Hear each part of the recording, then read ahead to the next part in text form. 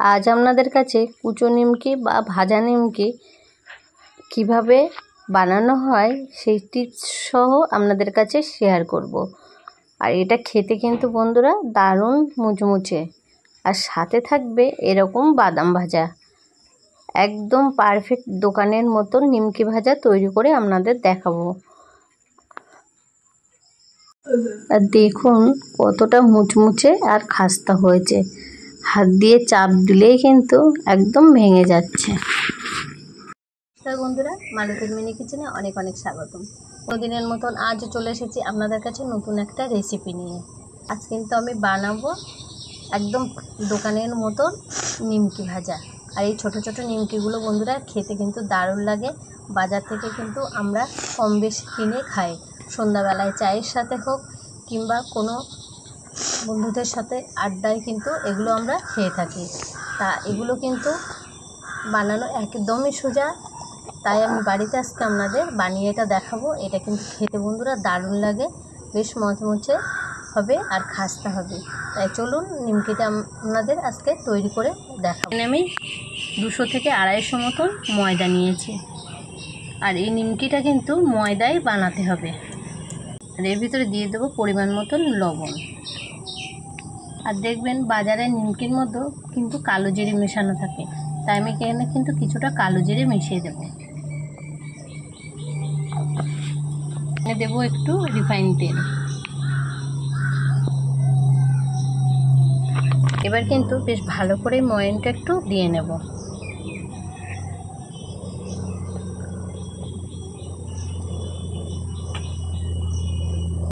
হাত দিয়ে কিন্তু ঘষে ঘষে এরকম করে ময়ানটা দিয়ে নিতে হবে।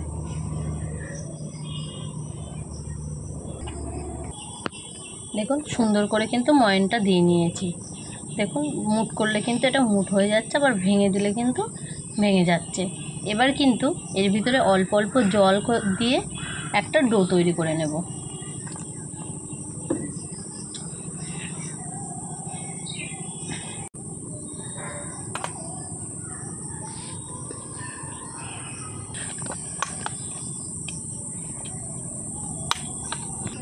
দেখুন বন্ধুরা, সুন্দর করে মেখে কিন্তু একটা ডো তৈরি করে নিয়েছি।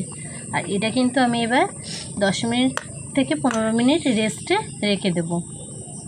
একটা কিছু ঢাকনা দিয়ে চাপা দিয়ে কিন্তু এটা রেস্টে রেখে দেব। ফিরে আসছি 15 মিনিট পর। 15 মিনিট পরে ফিরে এলাম। আর দেখুন ডোটা কিন্তু অনেকটাই বেশ সফট হয়েছে।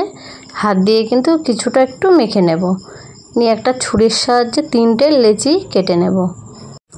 এর মধ্য থেকে কিন্তু একটা লেচি আমি একটু রুটির শেপে বেলে নেব। সামান্য একটু ময়দা দিয়ে বেললেও কিন্তু কোনো সমস্যা নেই, আর ময়দা ছাড়াও যদি আপনারা বেলতে পারেন তাহলেও কোনো অসুবিধা নেই। দেখুন আমি কিন্তু ময়দা ছাড়াই বেলে নিচ্ছি, আর একটুও কিন্তু চাটুইতে লেগে যাচ্ছে না। আর এরকমভাবে কিন্তু রুটিটা পাতলা করে বেলতে হবে, খুব পাতলা না আবার খুব পুরোও না। আর দেখুন এবার কিন্তু বেশ একটা ছুরির সাহায্যে এরকম লম্বালম্বিভাবে একটু কেটে নেব। পুরো লেচিটা কিন্তু ঠিক এরকম সরু সরু করে কেটে নিতে হবে। এরপরে কিন্তু আবার একটু আড়াআড়িভাবেও এটা কাটতে হবে, তাহলে কিন্তু নিমকির শেপটা এসে যাবে। আর এটা কিন্তু বানানো একদম সোজা। দেখতেই পাচ্ছেন কত সহজেই কিন্তু ছোট ছোট করে নিমকি তৈরি করে নিলাম। আপনারাও বাড়িতে এরকমভাবে বানিয়ে নিতে পারেন। দেখুন কত সুন্দর হচ্ছে নিমকিগুলো দেখতে। এবার একটা থালায় তুলে নিলাম, কড়াইতে দিয়ে দিলাম পরিমাণ মতন রিফাইন তেল। আর এটা কিন্তু রিফাইন তেলেই ভাজতে হবে। আর দেখুন একটু দলা পাকিয়ে গিয়েছে, মনে হচ্ছে যে না এটা হয়তো দলাই থাকবে। ভয় পাওয়ার কোনো ব্যাপার নেই, এটা কিন্তু আস্তে আস্তে ছেড়ে দেবে।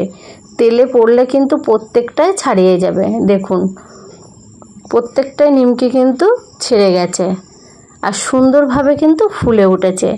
প্রত্যেকটা নিমকি কিন্তু ফুলে ট্যাপা ট্যাপা হয়ে গেছে। আর এটা কিন্তু খুব অল্প আছে কিন্তু ভাজতে হবে, না হলে কিন্তু পুড়ে গেলে খেতে ভালো লাগবে না। একবার কিন্তু আমার ভাজা হয়ে গেল, বাদবাকিটা কিন্তু একইভাবে ভেজে নেব।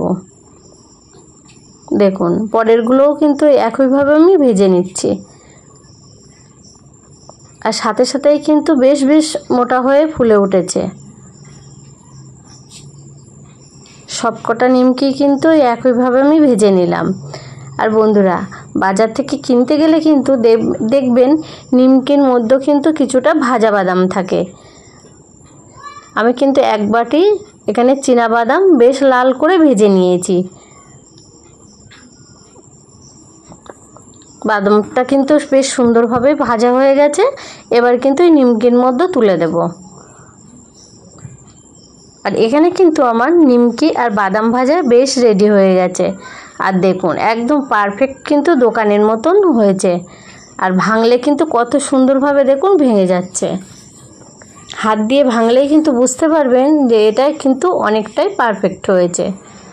এবার বাদাম দিয়ে আর নিমকি দিয়ে কিন্তু একসঙ্গে ভালো করে মিক্সড করে নেব। নিয়ে একটা কৌটোর মধ্যে পুরে কিন্তু এটা অনেক দিন কিন্তু সংরক্ষণ করে ঘরে খেতে পারবেন। দোকান থেকে কিন্তু অনেক দিনের তেলে ভাজা নিমকি আর কিনে খেতে হবে না।